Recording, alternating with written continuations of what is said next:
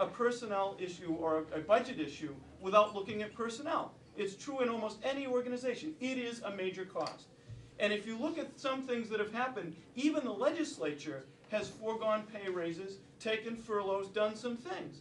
So we offered a very simple budget amendment that said we're going to freeze wages and hiring for this fiscal year so we can get a grip on personnel costs. That's a real substantive mechanism that we would argue isn't punitive at all when you think about what people in the private sector are doing. Guess what? We couldn't get the votes. Well, there is one thing I'm pleased to tell you that we did get the votes for. And that is, in the middle of the budget debate, the governor issued a missive. And he said from a distant location, I believe he was in Atlanta, Georgia, he sent us a note. And he said, hope you're all doing well, but I think the Senate is thumbing its nose at the taxpayers of the Commonwealth by proposing a sales tax increase before doing all the reforms. Well, I got a lot of problems with that statement.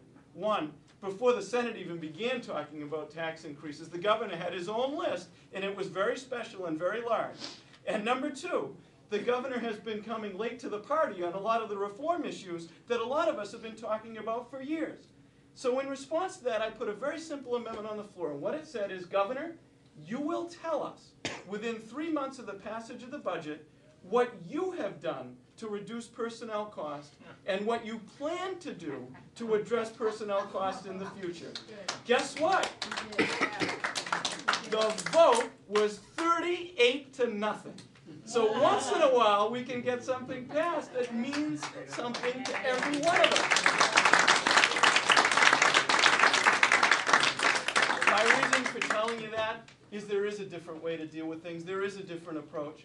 We're going to hear a lot about all of these various taxes. And by the way, the sales tax is projected by the Beacon Hill Institute to eliminate 12,000 jobs in Massachusetts and destroy $51 million of investment. And as we talk about all these taxes, you're going to hear about this tax and that tax. Barbara mentioned the gas tax. What an interesting thing. We're told, okay, if you don't do the gas tax, we're going to increase the tolls. But only a part of the gas tax that's been proposed addresses the tolls. A lot of it is for new items that we don't spend on today.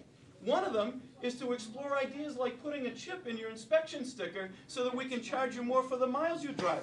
That would be paid for in the proposal, the 19-cent proposal, by the gas tax. So wasn't that add insult to injury? There are a host of other things as well, including new rail projects, which we don't have today, and which we're able to afford today, but suddenly if we pass the gas tax, we're going to put them back on the table. We can't afford to maintain the commitments we've already made. We should work earnestly to be able to do that. The last thing we should be doing is putting a new tax on the table and bringing with it a whole host of new spending items. That's not right. The fact of the matter is what drives the state budget in terms of tax revenue is the income tax. And what drives the income tax is people being able to work and pay their taxes. We lost 100,000 jobs that we haven't recovered yet in the last recession, and we're projected to lose as many as 143,000 more if we don't do the right things. So I would suggest to you that all these issues about these very small taxes nipping away at us, they aren't the way out of this recession. The way out of this recession is for state government to understand that wealth and jobs and income is created by the private sector, and what we should be doing is facilitating those jobs coming into being and that wealth being created, and some of that coming back to state government in the form of modest rates of taxation. That's the other approach we offered, and we're going to continue to offer it. We took those votes. We made those arguments. And I can't tell you, as someone who got beaten up a little bit last week, how heartening it is to come and see that there are people who care about what we're doing. For me, it means a lot.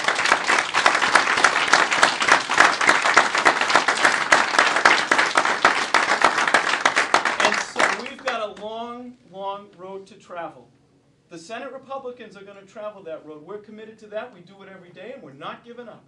But it's nice to know that people are walking with us and trying to give us moral support and other kinds of support as time goes by. So I can say to you tonight, I really appreciate you doing what you're doing, you're being involved, you're being active.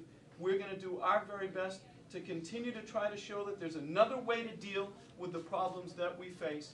And every single day we'll be proud of the ideals that we represent. and we'll be proud to have support from people all across the Commonwealth who are paying attention. There's a different approach. It's an approach that counts on the ingenuity and the contribution and the productivity of every citizen in Massachusetts. Those folks, every one of them, has something to contribute, and they deserve nothing less than a government that understands the importance of that contribution. So thanks for letting me say a couple of words, and thanks for what you're doing by helping us out.